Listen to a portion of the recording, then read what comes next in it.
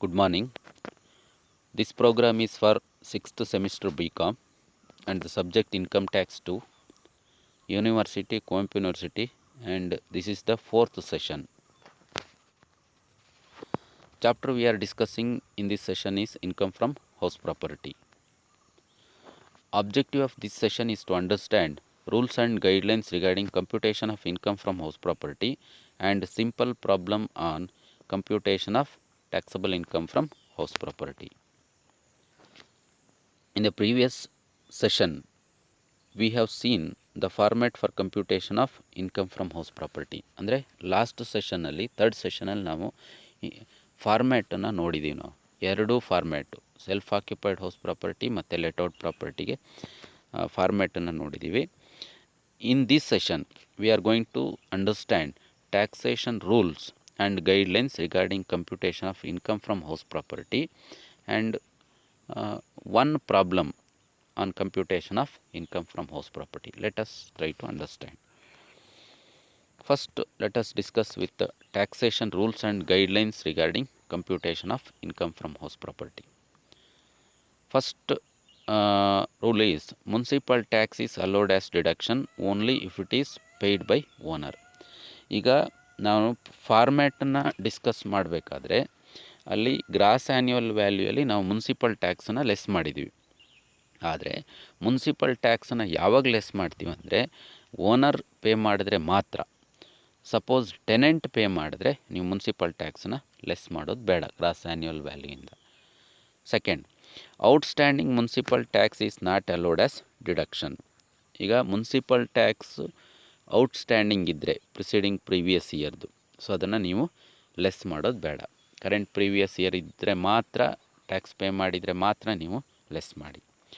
Municipal tax paid owner that belongs to any other previous year is allowed as deduction. Municipal tax ಯಾವ ವರ್ಷದ್ದಾದರೂ owner pay ಮಾಡಿದ್ರೆ ನೀವು less ಮಾಡಿ. Interest paid on outstanding interest is not allowed as deduction. Suppose outstanding interest ಇದ್ದರೂ ಅದ್ರ ಮೇಲೆ interest ಏನಾದರೂ charge ಮಾಡಿದರೆ ಅದನ್ನು ನೀವು ಲೆಸ್ ಮಾಡೋದು ಬೇಡ. Interest on fresh loan taken to repay the old or existing loan is allowed as deduction. ಈಗ ನಾವು ಇಂಟ್ರೆಸ್ಟ್ ಆನ್ ಲೋನ್ ಕ್ಯಾಲ್ಕುಲೇಷನ್ ಮಾಡಬೇಕಾದ್ರೆ ಲೋನ್ ಮೇಲೆ ಇಂಟ್ರೆಸ್ಟನ್ನ ಕ್ಯಾಲ್ಕುಲೇಟ್ ಮಾಡ್ತೀವಿ. ಆದರೆ ಲೋನ್ ಫ್ರೆಶ್ ಲೋನ್ ಆಗಿರ್ಬೋದು ಅಥವಾ ಪ್ರೀವಿಯಸ್ ಲೋನನ್ನು ರೀಪೇಮೆಂಟ್ ಮಾಡಲಿಕ್ಕೆ ಅಡಿಷ್ನಲ್ ಲೋನ್ ಮಾಡಿರ್ಬೋದು. ಸೊ ಎರಡರ ಮೇಲೂ ನೀವು ಇಂಟ್ರೆಸ್ಟನ್ನು ಲೆಸ್ ಮಾಡಿ, ಕ್ಯಾಲ್ಕುಲೇಟ್ ಮಾಡಿ. Commission and brokerage paid to agent for any purpose is not allowed as deduction. ನೀವು ಇಂಟ್ರೆಸ್ಟ್ ಆನ್ ಲೋನ್ ಮತ್ತು ಸ್ಟ್ಯಾಂಡರ್ಡ್ ಡಿಡಕ್ಷನ್ಸ್ ಇವೆರಡು ಮಾತ್ರ ಲೆಸ್ ಮಾಡ್ತೀರ ಡಿಡಕ್ಷನ್ಸಲ್ಲಿ. ಇನ್ನು ಕಮಿಷನ್, ಬ್ರೋಕರೇಜ್ ಯಾವುದೇ ಇದ್ದರೂ ಸಹ ಲೆಸ್ ಮಾಡೋದು ಬೇಡ. ಫಾರ್ಮ್ಯಾಟಲ್ಲಿ ಏನೇನು ಕಂಟೆಂಟ್ಸ್ ಇದೆಯೋ ಅದನ್ನು ಮಾತ್ರ ಲೆಸ್ ಮಾಡಿ. ಅದನ್ನು ಬಿಟ್ಟು ಬೇರೆ ಯಾವ ಇನ್ಫಾರ್ಮೇಷನ್ ಕೊಟ್ಟರು ನೀವು ಲೆಸ್ ಮಾಡೋದು ಬೇಡ. The gross annual value of self occupied properties nil. ಇದನ್ನು ನಾವು ಸೆಲ್ಫ್ ಆಕ್ಯುಪೈಡ್ ಪ್ರಾಪರ್ಟಿ ಮಾಡಬೇಕಾದ್ರೆ ಹೇಳಿದ್ದೀನಿ ನಾನು ಪ್ರೀವಿಯಸ್ ಸೆಷನಲ್ಲಿ. ಸೆಲ್ಫ್ ಆಕ್ಯುಪೈಡ್ ಪ್ರಾಪರ್ಟಿ ನೀವು ಟ್ಯಾಕ್ಸಬಲ್ ಇನ್ಕಮ್ ಮಾಡೋದಾದ್ರೆ ಡೈರೆಕ್ಟ್ ಗ್ರಾಸ್ ಆ್ಯನ್ಯುವಲ್ ವ್ಯಾಲ್ಯೂ ತೊಗೊಳ್ಳಿ. That should be taken as nil. Gross annual ವ್ಯಾಲ್ಯೂನ ನೀವು ನಿಲ್ ಅಂತಲೇ ತೋರಿಸಿ, ಆಯ್ತಲ್ವಾ. Next, in case if there is more than one self occupied property, the property that has highest gross annual value will be treated as self occupied property and the remaining self occupied property will be treated as deemed to be let out property.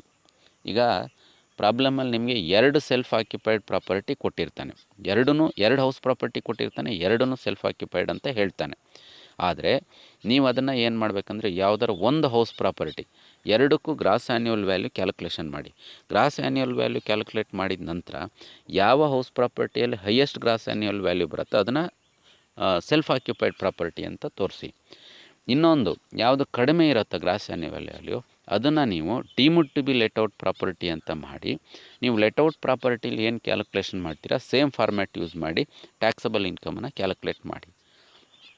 Next, unrealised rent that belongs to current previous year will be allowed as deduction from actual rent not any other year.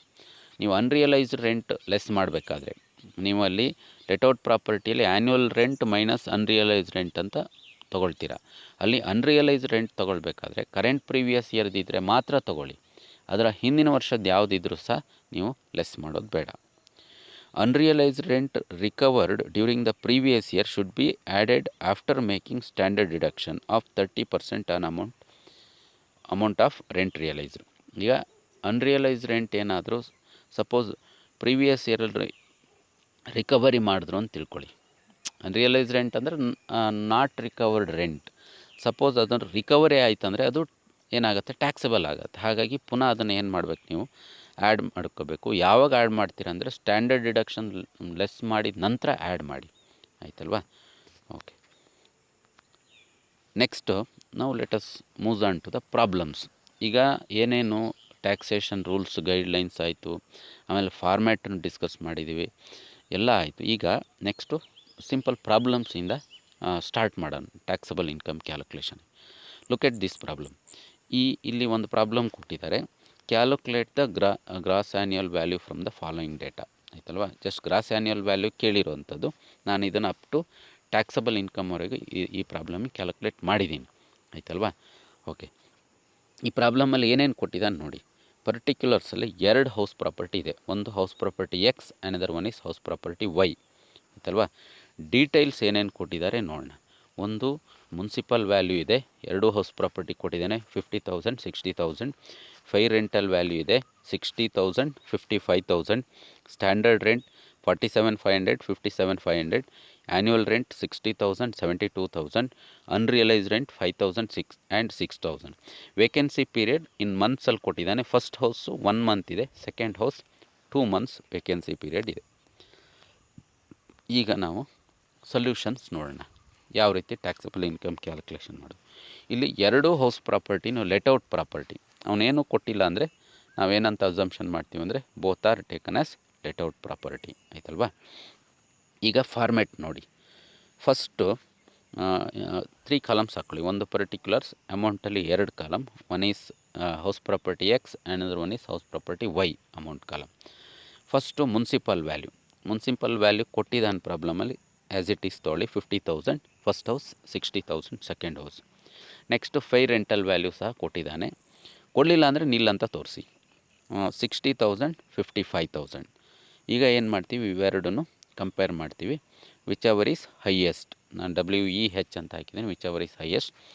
First ಹೌಸಲ್ಲಿ 60,000 highest, second ಹೌಸಲ್ಲೂ 60,000 highest ಆಗುತ್ತೆ.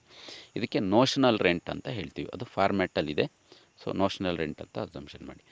Next value ಏನು ತೊಗೊಳ್ಬೇಕಂದ್ರೆ standard rent ತೊಗೊಳ್ಳಿ. Standard rent ಪ್ರಾಬ್ಲಮಲ್ಲಿ ಕೊಟ್ಟಿದ್ದಾನೆ 47,500 57,500. ಈಗ notional rent ಮತ್ತು ಸ್ಟ್ಯಾಂಡರ್ಡ್ ರೆಂಟಿಂಗ್ ಕಂಪೇರ್ ಮಾಡಿ. Whichever is lowest. ಇವೆರಡರಲ್ಲಿ ಯಾವುದು ಲೋಯೆಸ್ಟ್ ವ್ಯಾಲ್ಯೂ ಇದೆ ಅದನ್ನು ತೊಗೊಳ್ಳಿ. ಈಗ ಹೌಸ್ ಎಕ್ಸಲ್ಲಿ 47,500 ಕಡಿಮೆ ಬರುತ್ತೆ. ಹೌಸ್ ವೈಯಲ್ಲಿ 57,500 ಇದೆ. ಸೊ ಇದು next actual rent minus unrealised rent. ಇದನ್ನು ನೀವು ತೋರಿಸ್ಬೇಕು. ಈಗ ಪ್ರಾಬ್ಲಮಲ್ಲಿ ಆ್ಯಕ್ಚುಯಲ್ ರೆಂಟ್ ಕೊಟ್ಟಿದ್ದಾನೆ. Annual rent it self is actual rent, ಆಯ್ತಲ್ವಾ? ಇಲ್ಲಿ ಅನ್ರಿಯಲೈಸ್ಡ್ ರೆಂಟ್ ಕೊಡದೇ ಇರೋದು, ಅನ್ರಿಯಲೈಸ್ಡ್ ರೆಂಟ್ ಇದೆ. ಆ್ಯನ್ಯುವಲ್ ರೆಂಟ್ 60,000 ಇದೆ, ಅನ್ರಿಯಲೈಸ್ಡ್ ರೆಂಟ್ 5,000 ಇದೆ. ಇದನ್ನು ಲೆಸ್ ಮಾಡಿ ತೊಗೊಳ್ಳಿ, ಆಯ್ತಲ್ವಾ? Annual rent minus unrealised rent. ಈಗ ಆ್ಯನ್ಯುವಲ್ ರೆಂಟ್ ಇಲ್ಲಿ ಫುಲ್ ಇಯರ್ ಇಲ್ಲದೇ ಇರೋದ್ರಿಂದ ಅದನ್ನು ಆ್ಯಕ್ಚುಯಲ್ ರೆಂಟ್ ಅಂತ ತೋರಿಸಿದ್ದೀವಿ. Actual rent minus unrealised rent less ಮಾಡಿದ ನಂತರ ನಿಮ್ಗೆ ಎಷ್ಟು ಬರುತ್ತಂದರೆ 55,000 ಮತ್ತು 66,000 ಬರುತ್ತೆ.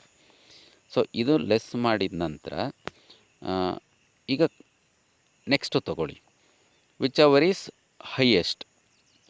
ಈಗ ಇಲ್ಲಿ 55,000 ಮತ್ತು 66,000 ಹೈಯೆಸ್ಟ್ ಬರುತ್ತೆ. ಹೌಸ್ ಎಕ್ಸಲ್ಲಿ 55, ಹೌಸ್ ವೈಯಲ್ಲಿ 66,000 ಬರುತ್ತೆ. ನೆಕ್ಸ್ಟ್ ಸ್ಟೆಪ್ ಏನಂದರೆ ವೇಕೆನ್ಸಿ ಪೀರಿಯಡ್ ಲಾಸನ್ನು ಲೆಸ್ ಮಾಡಿ. ಈಗ ವೇಕೆನ್ಸಿ ಪೀರಿಯಡ್ ನೋಡಿ, ಪ್ರಾಬ್ಲಮಲ್ಲಿ ಫಸ್ಟ್ ಹೌಸ್ 1 ಮಂತ್ ಇದೆ, ಸೆಕೆಂಡ್ ಹೌಸ್ 2 ಮಂತ್ಸ್ ಇದೆ. ಪರ್ ಮಂತ್ ರೆಂಟ್ ನೋಡಿ. ಈಗ ಇಲ್ಲಿ ಆ್ಯನ್ಯುವಲ್ ರೆಂಟ್ ಕೊಟ್ಟಿರೋದು 60,000 ಕೊಟ್ಟಿದ್ದಾನೆ, ಹೌದಾ? ಡಿವೈಡೆಡ್ ಬೈ 12 ಮಾಡಿದ್ರೆ ನಿಮಗೆ 12 5 60 ಅಲ್ವಾ? 5,000 ಆಗುತ್ತೆ ಒಂದು ತಿಂಗಳಿಗೆ. ಹಾಗಾಗಿ ಒಂದು ತಿಂಗಳು ವೆಕೇಟ್ ಆಗಿರೋದ್ರಿಂದ ಮನೆ 5,000 ತೋರಿಸಿ. ಅದೇ ರೀತಿ ಸೆಕೆಂಡ್ ಹೌಸಲ್ಲಿ 72,000 ಇದೆ, ಆಯ್ತಲ್ವಾ? 72,000 ಡಿವೈಡೆಡ್ ಬೈ 12 ಅಂತ ಹೇಳಿದರೆ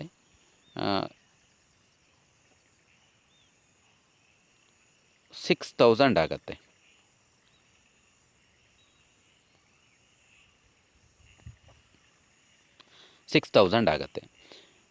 ಬಟ್ ನಿಮಗೆ ಅಲ್ಲಿ 2 ಮಂತ್ಸ್ ವೇಕೆನ್ಸಿ ಪೀರಿಯಡ್ ಇರೋದ್ರಿಂದ 6,000 ಇಂಟು 2 ಅಂತ ಹೇಳಿದರೆ 12,000 ಆಗುತ್ತೆ.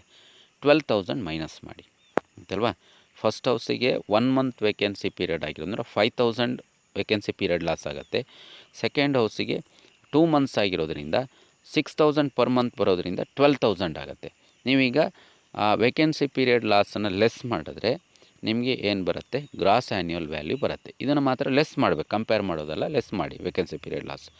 55,000ಅಲ್ಲಿ 5,000 ಲೆಸ್ ಮಾಡಿದ್ರೆ 50,000 ಆಯಿತು. 66,000ಅಲ್ಲಿ 12,000 ಲೆಸ್ ಮಾಡಿದ್ರೆ 54,000 ಆಯಿತು. ಸೊ ಇಷ್ಟು ಲೆಸ್ ಮಾಡಿ ಗ್ರಾಸ್ ಆ್ಯನ್ಯುವಲ್ ವ್ಯಾಲ್ಯೂ ಬರುತ್ತೆ. ನೆಕ್ಸ್ಟು ಮುನ್ಸಿಪಲ್ ಟ್ಯಾಕ್ಸನ್ನು ಲೆಸ್ ಮಾಡಬೇಕು. ಈ ಪ್ರಾಬ್ಲಮಲ್ಲಿ ಮುನ್ಸಿಪಲ್ ಟ್ಯಾಕ್ಸ್ ಕೊಟ್ಟಿಲ್ಲ, ಹಾಗಾಗಿ ನಿಲ್ಲಾಯಿತು. ಲೆಸ್ ಮಾಡಿದರೆ ನೆಟ್ ಆ್ಯನ್ಯುವಲ್ ವ್ಯಾಲ್ಯೂ ಆಯಿತು. ನೆಕ್ಸ್ಟು ಡಿಡಕ್ಷನ್ಸಿಗೆ ಬನ್ನಿ.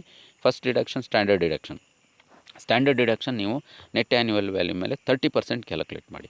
ಈಗ ನೆಟ್ ಆ್ಯನ್ಯುವಲ್ ವ್ಯಾಲ್ಯೂ ಫಸ್ಟ್ ಹೌಸಲ್ಲಿ 50,000 ಇದೆ, ಇಂಟು 30% ಅಂದರೆ 15,000 ಆಯಿತು. ಸೆಕೆಂಡ್ ಹೌಸಲ್ಲಿ ನೆಟ್ ಆ್ಯನ್ಯುವಲ್ ವ್ಯಾಲ್ಯೂ 54,000 ಇದೆ, 30% ಅಂದರೆ 16,200 ಆಗುತ್ತೆ. ಆಮೇಲೆ ಇಂಟ್ರೆಸ್ಟ್ ಆನ್ ಲೋನ್ ಕೊಟ್ಟಿಲ್ಲ, ಹಾಗಾಗಿ ನಿಮಗೆ ಡಿಡಕ್ಷನ್ಸ್ ಒಂದೇ ಬರುತ್ತೆ, ಸ್ಟ್ಯಾಂಡರ್ಡ್ ಡಿಡಕ್ಷನ್.